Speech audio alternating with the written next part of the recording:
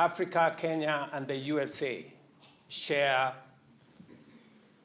common values of freedom, democracy, believe in the rule of law, and we all believe in equality and inclusivity. And I am very proud as I speak as though I was a member of the Congressional Black Caucus. Let me also thank President Joe Biden for inviting me for this visit so that we can build on the already solid relationship between Kenya and the United States. Today we celebrate 60 years of solid relationship between the US and Kenya. And on that solid foundation, we're called upon to build on it and to see what we can do in the face of the challenges that face us. Challenges of the pandemic, challenges of the war, challenges around insecurity, peace and stability, both in Europe, in Middle East, and of course, in our continent. As you all know, that is a continent that we call home, and I am very proud to listen to you and what you have said about your thoughts and your plans about those of us who live in the African continent. Let me assure you that as you work hard here to make sure that we bring about equality, we are also doing the same to make sure that none of us is left behind. We want to work with you on 3 major items. Number 1, we want to work with you on trade and investment. Yes. And I am very happy that I have heard you with clarity saying that you want to reprioritize the Africa Growth and Opportunities Act, right. AGOA. Yes. My request to you from your friends, brothers, and sisters in the African continent is that that be done in a timely fashion so that we can see how we can expand investment. People are planning when they are going to invest, and we want you to assist us to renew AGOA for 10 years.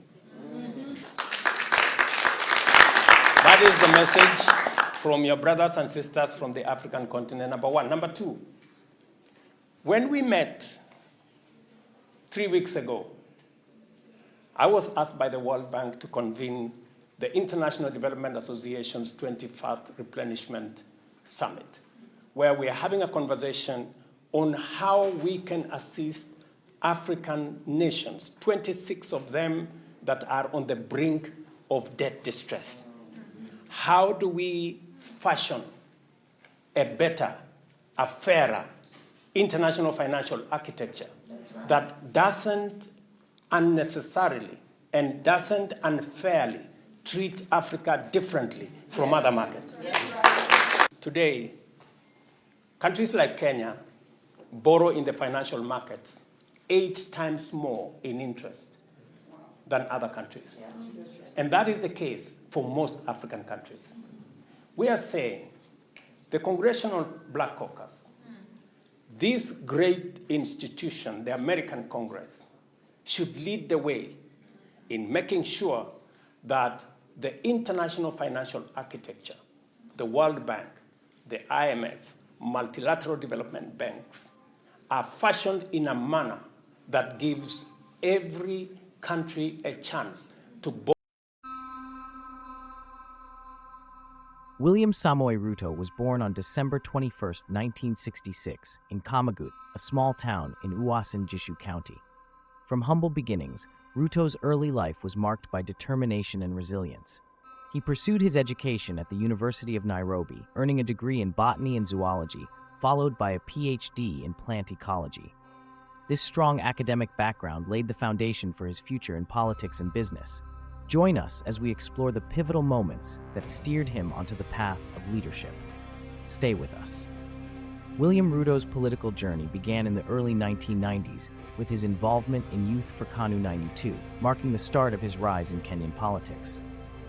Over the years, Ruto held various key ministerial roles, including Minister of Home Affairs, Agriculture, and Higher Education.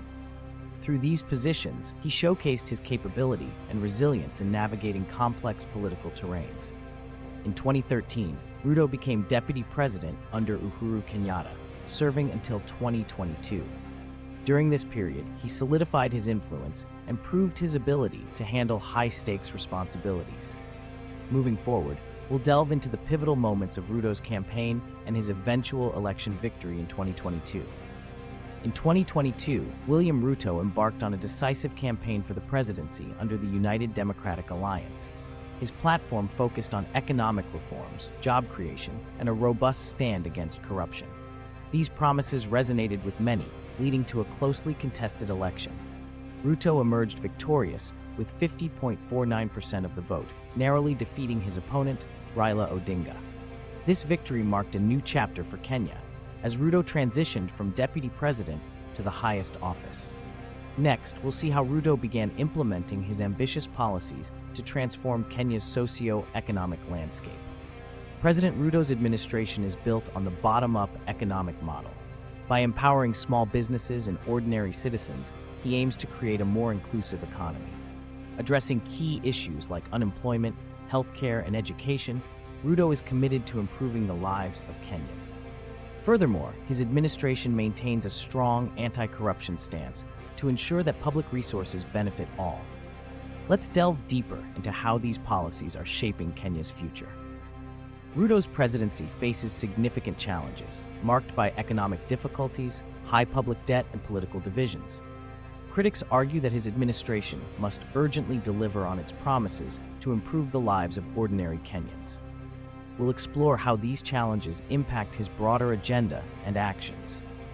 Ruto has significantly strengthened Kenya's international relations. His diplomatic efforts have bolstered regional stability and forged vital economic partnerships. His strategic vision ensures that Kenya remains a key player on the global stage. As we conclude this journey, let's reflect on the transformative impact of his policies, both at home and abroad. Thank you for watching.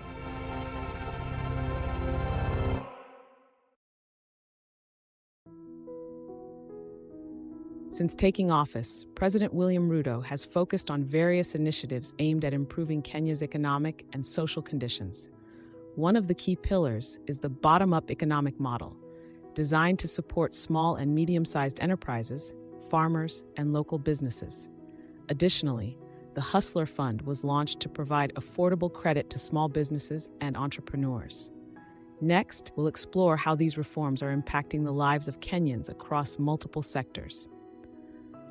Ruto's administration is devoted to uplifting Kenya's agricultural and healthcare sectors.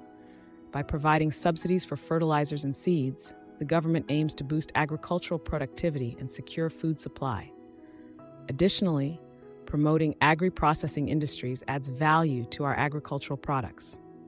In healthcare, the push for universal health coverage ensures that all Kenyans have access to affordable, quality services. Significant investments in building and upgrading hospitals across the country support these efforts.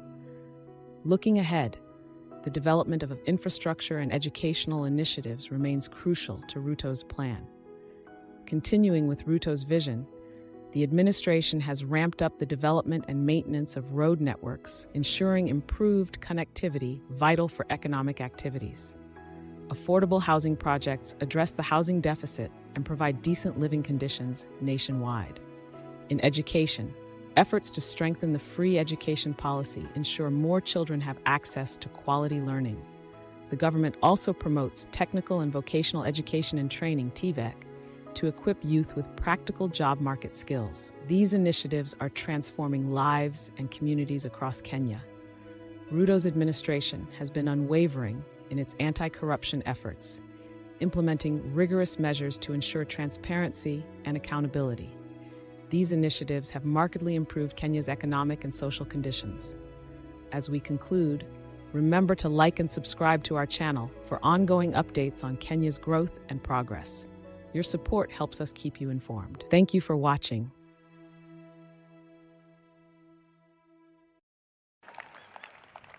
President Ruto, Mrs. Ruto, and your three lovely daughters who are here to my left. Nice. Welcome, welcome, welcome, welcome. And all distinguished guests, On behalf of myself and Jill, Vice President and Second Gentleman, and the American people, it's an honor to welcome you to the White House to celebrate 60 years of partnership between Kenya and the United States. At the stroke of midnight, that's worth applause. At the stroke of midnight on December 12, 1963, the world changed.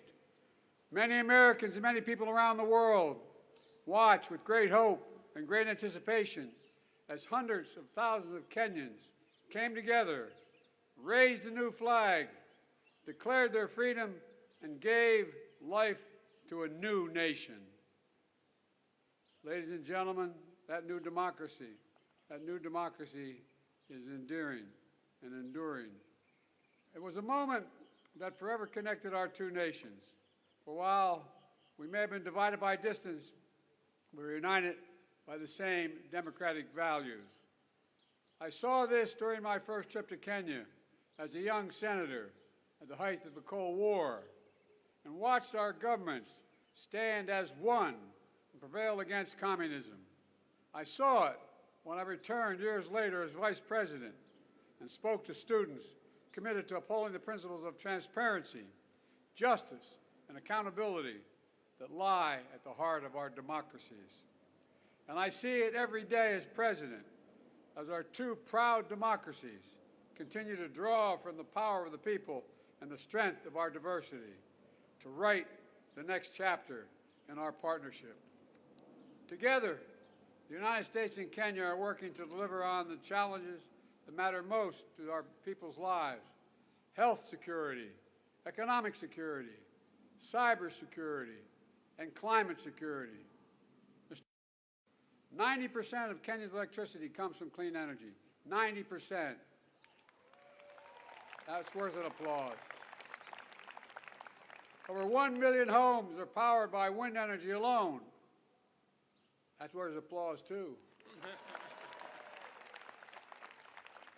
An historic Africa Green Industrialization Initiative, which you launched last year, is poised to create similar results in so many other nations, particularly in the continent.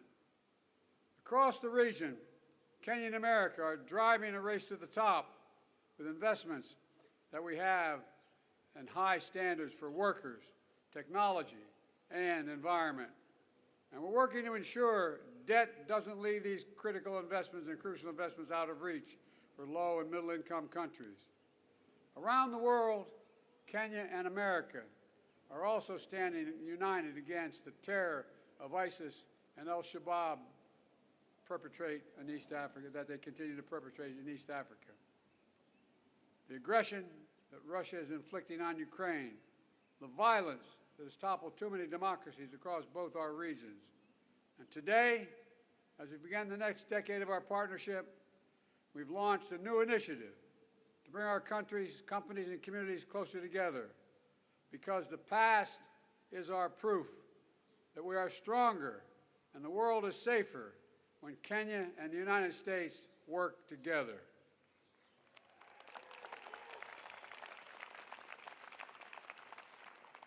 Let me close with this. We stand at an inflection point in history where the decisions we make now will determine the course of our future for decades to come. Today, I'm as optimistic and hopeful as I was those years ago when Kenya patriots raised that new flag high in that midnight sky. Because Kenya and the United States stand together, committed to each other, committed to our people, and committed to building a better world, one of greater opportunity, dignity, security, and liberty for all Americans, for all Kenyans. God bless our partnership, and may God bless our troops. Thank you, thank you, thank you.